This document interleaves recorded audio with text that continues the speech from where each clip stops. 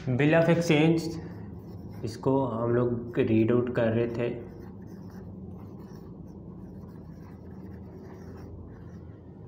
Bill of exchange के अंदर आज हम लोग डिस्कस करेंगे case number 3, that is endorsement.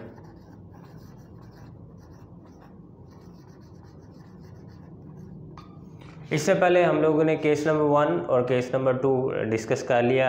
Case number 1 के अंदर हम लोगों ने देखा रिटेंशन ऑफ बिल बाय ड्रार। अगर होल्डर जो बिल ऑफ एक्सचेंज का है वो अपने पास उसको रिटेन करके रखता है तो उसको हम लोग किस तरह से जनरलाइज करते हैं। केस नंबर 2 के अंदर हम लोगों ने डिस्कस किया discounting of bill of exchange with bank. अगर होल्डर जो है वो बैंक के साथ बिल को डिस्काउंट करवा लेता है तो उसको जनरलाइज किस तरह से करते हैं। और केस नंबर 3 आज हमारे पास है इंडोर्समेंट। अब इंडोर्समेंट क्या होता है इसको हम लोग देखते हैं। इंडोर्समेंट के अंदर यहाँ पे इसको हम लोग देखते हैं एक डायग्राम की मदद से, ए बी एंड सी। अब यहाँ पे हम लोग क्या लेते हैं, ए आपका मेन जो है वो ड्रार और बी जो है वो आपके पास क्या है, ड्राई है। अब यहाँ पे इस केस की बेस पे आपको मालूम हो गया होगा कि ए अगर ड्रार है तो ये किस तरह से ड्रार है, अगर बी ड्राई है तो ये किस तरह से ड्राई है। मींस ए ने बिल ड्रा किया है, बी ने उसको एक्सेप्ट करके उसके ऊपर एक्सेप्ट का वर्ड मेंशन करके वापस किसको दे दिया, ड्रार को। अब इसकी बेस पे हम लोग ये कह सकते हैं कि इन फ्यूचर 1 मंथ बाद, 2 मंथ बाद या 3 मंथ बाद ए ने बी से पैसे कलेक्ट करने हैं। ये तो एक आपका सिनेरियो बन गया। अब यहाँ पे ए ने अगर बी को पैसे पे करने हैं, यहाँ पे ए ने बी से क्या करना है, अमाउंट रिसीव करनी है और दूसरी तरफ ए ने सी को क्या करना है, पेमेंट करनी है। मतलब ए जो है उसने इससे सी से कोई ट्रांजैक्शन की हुई थी, ए ने सी को भी कुछ ना कुछ पे करना है, ये सिनेरियो। अब यहाँ पे क्या करता है, ए बिल ड्रा किया बी के ऊपर, बी ने वो एक्सेप्ट करके वापस कर दिया ए ने। अब इसके पास 2 ऑप्शन है, या तो ये बंदा जो है ए ये मैच्योरिटी तक वेट करे कि जब बी मुझे पैसे देगा ड्यू डेट के ऊपर, मैच्योरिटी के ऊपर, तो वो मैं पैसे कलेक्ट करके सी को वो पैसे दे दूंगा। ये एक केस तो इसके पास ये बन रहा है। दूसरा केस इसके पास ये है कि इसने ए ने ड्रा किया, बी ने वो बिल एक्सेप्ट कर लिया। अब वो क्या करता है, मैच्योरिटी का इंतज़ार करने से पहले ही ए अपना जो बिल है वो किसको ट्रांसफ़र कर देता है, सी को। अब जो ए अब सी के अगेंस्ट जो इसके डेट्स हैं, मतलब ए ने अपने जितने भी लायबिलिटीज़ हैं उनको फुलफ़िल करने के लिए, उनको पे करने के लिए ए जब बिल ट्रांसफ़र कर देता है सी को, तो ये जो ट्रांसफ़र है इसको हम लोग नाम क्या दे देते हैं, एंडोर्समेंट का। अब यहाँ पे ए जो है विदाउट नोटिस टू बी अपना जो बिल है वो ट्रांसफ़र कर सकता है सी को। अब जब सी को मिल गया ऑन द ड्यू डेट या मैच्योरिटी के ऊपर, सी क्या करेगा, अब वो होल्डर है बिल ऑफ एक्सचेंज का, ये बी को प्रेजेंट करेगा और उससे अपनी अमाउंट वसूल कर लेगा। तो ये जो सिनेरियो है इसको हम लोग नाम दे देते हैं एंडोर्समेंट का। अब यहाँ पे हम लोग देखते हैं एंडोर्सर्स कौन होगा और एंडोर्सी कौन होगा। अब यहाँ पे ए जो बिल ऑफ एक्सचेंज को एंडोर्स कर रहा है, मतलब जो ट्रांसफ़र कर रहा है, जो अपनी लायबिलिटी को फुलफ़िल करने के लिए बिल ऑफ एक्सचेंज को ट्रांसफ़र कर रहा है किसको, सी को, उसको हम लोग यहाँ पे नाम दे देते हैं एंडोर्सर का।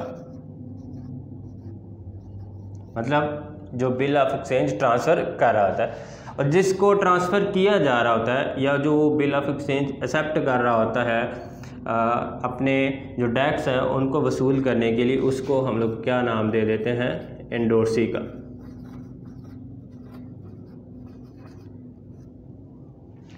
अब ये चीज़ें आई थिंक आपको जो है वो क्लियर होगी कि एंडोर्समेंट क्या होता है, एंडोर्सर कौन होता है और एंडोर्सी कौन होता है और ये सारे का सारा प्रोसीजर क्या होता है।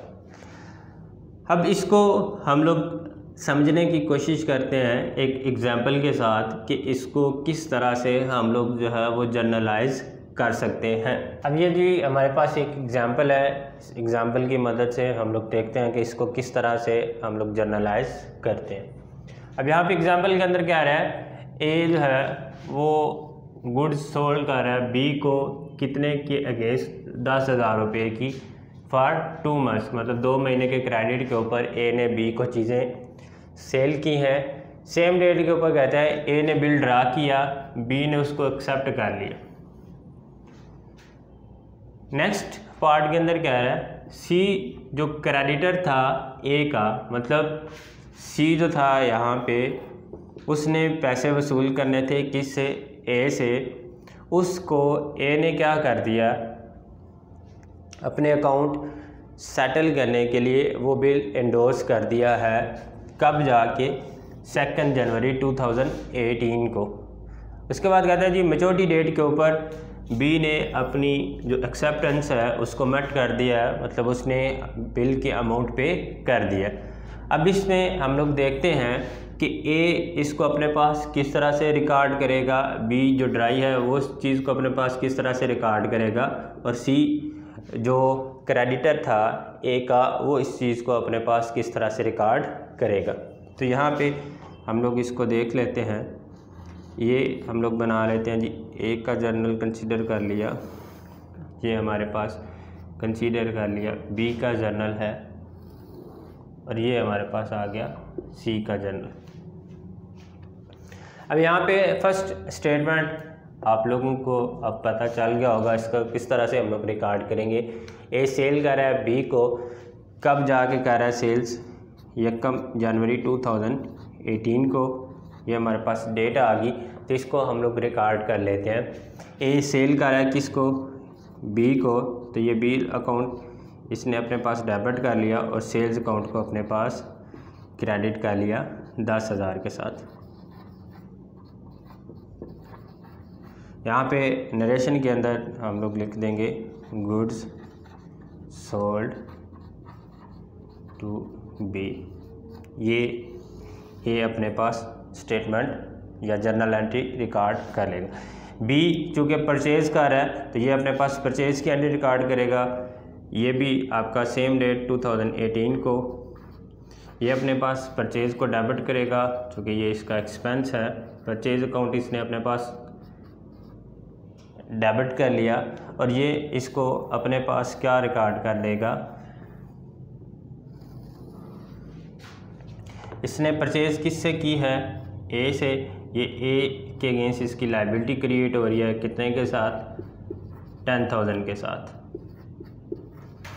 तो यहाँ पे नरेशन के अंदर हम लोग लिख देंगे गुड्स परचेज्ड फ्रॉम ए।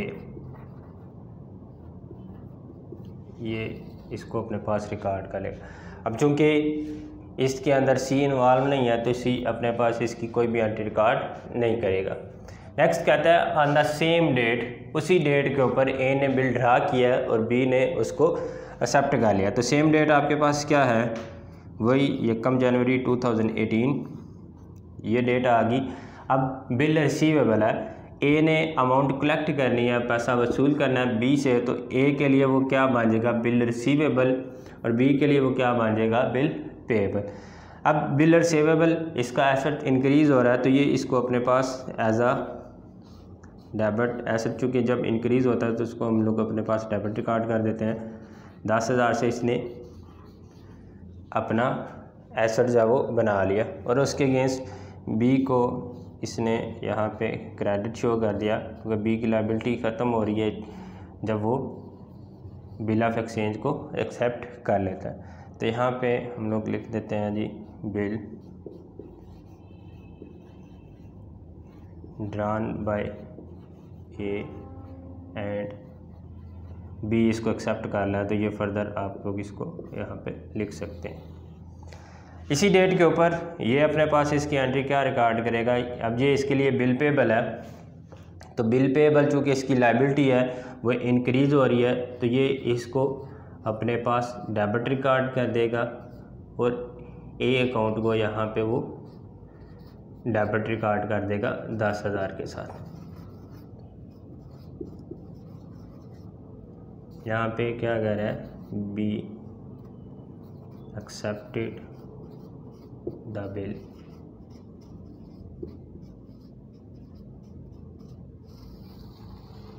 अब यहाँ पे क्या हुआ है,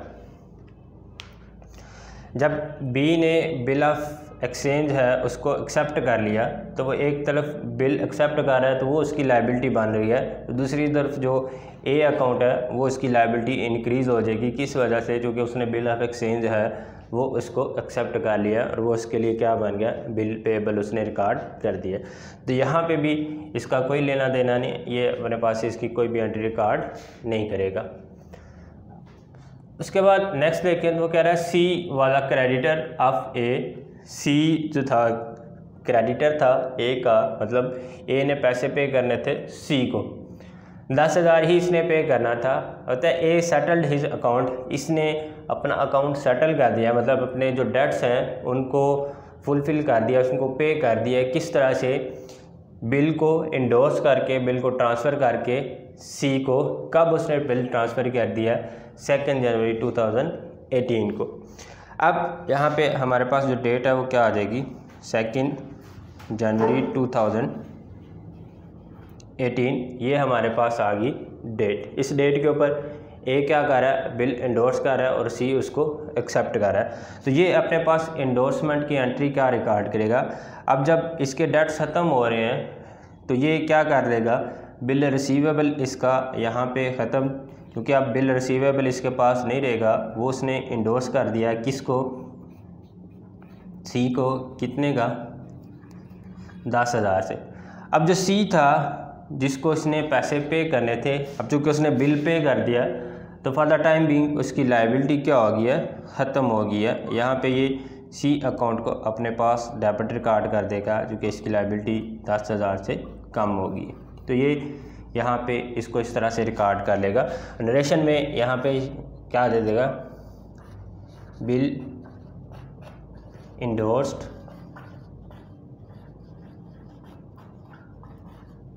bye A to settle his debts. ये इसने अपने डेट्स जो हैं उनको सेटल कर लिए। अब सी इसको किस तरह से अपने पास रिकॉर्ड करेगा, सेम डेट के ऊपर 2 2018 को जाके बी इसको अपने पास, सी इसको अपने पास किस तरह से रिकॉर्ड करेगा। अब सी चूँकि बिल रिसीवेबल उसके पास आ रहा है, अब ये फॉर द टाइम बिंग इसके लिए क्या कंसीडर होगा, एसेट कंसीडर होगा तब तक जब तक इसको उसकी अमाउंट नहीं मिल जाती। तो ये उसको अपने पास रिकॉर्ड कर लेगा as a debit, as a asset, bill receivable account 10,000 के साथ। अब सी जो इसने पैसे लेने थे ए से, अभी तक जो है वो ए सी के लिए क्या कंसीडर हो रहा था, डेटर कंसीडर हो रहा था, क्योंकि ए ने पैसे पे करने थे सी को। अब जब बिल ट्रांसफ़र कर दिया ए ने, तो इट्स मीन्स कि सी जो है उसका जो डेटर था ए वो ख़त्म हो गया। तो वो जब ख़त्म होगा या एसेट आप कह लें डिक्रीज़ होगा, तो वो अपने पास क्या कर देगा, क्रेडिट रिकॉर्ड कर देगा। एज अकाउंट को यहाँ पे ये क्रेडिट कर देगा 10,000 के साथ। Received a bill from A in settlement of his dates.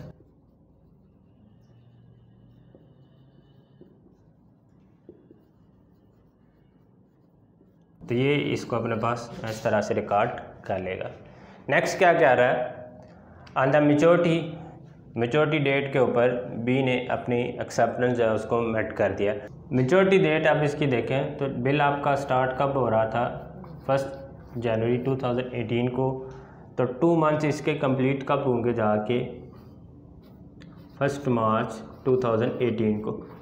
अब 3+ एडिशनल ग्रेस डेज प्रोवाइड किए जाते हैं, तो वो आप यहाँ पे 3 डेज़ यहाँ पे अगर इंक्लूड करें तो आपकी मैच्योरिटी डेट कब बन जाएगी 4 मार्च 2018 को। तो 4 मार्च 2018 को जाके बी ने अपनी जो एक्सेप्टेंस है उसको मेट कर लिया, मतलब बिल की अमाउंट पे कर दिया। तो जब इसने कैश पे किया तो ये अपने पास कैश को एज अ क्रेडिट रिकॉर्ड करेगा। 10,000 से इसकी कैश कम हुई, जो बिल पेबल था इसकी लाइबिलिटी थी वो यहाँ पे ख़त्म होगी, तो ये बिल पेबल इसने इसको एज अ डेबिट अपने पास रिकॉर्ड कर दी। यहाँ पे आपकी नरेशन के अंदर आ जाएगा इसने बी ऑनर्ड हिज एक्सेप्टेंस या ऑनर्ड द बिल। उसके बाद सेम डेट के ऊपर 18 को जाके अब सी जो है वो क्या कर रहा है, कैश को वसूल कर रहा है। तो ये अपने पास कैश को क्या करेगा, एज अ डेबिट रिकॉर्ड करेगा 10,000 के साथ। और बिल रिसीवेबल जो उसका यहाँ पे एसेट कंसीडर हो रहा था वो अब चूँकि बिल रिसीवेबल सी ने दे दिया है बी को, उसी के अगेंस्ट उसको पैसे मिले हैं, तो वो बिल रिसीवेबल उसका ख़त्म हो गया। बिल रिसीवेबल यहाँ पे आपका ख़त्म। तो ये 10,000 से आ जाएगा, यहाँ पे आ जाएगा बी ऑनर्ड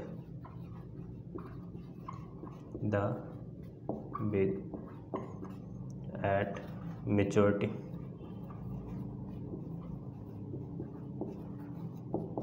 तो ये आपका इस तरह से हम लोग जब इंडोर्समेंट का केस आ जाता है तो इस तरह से हम लोग जो तीनों पार्टीज़ हैं उनके अकाउंट्स के अंदर या उनको हम लोग इस तरह से जो है वो जर्नलाइज करते हैं।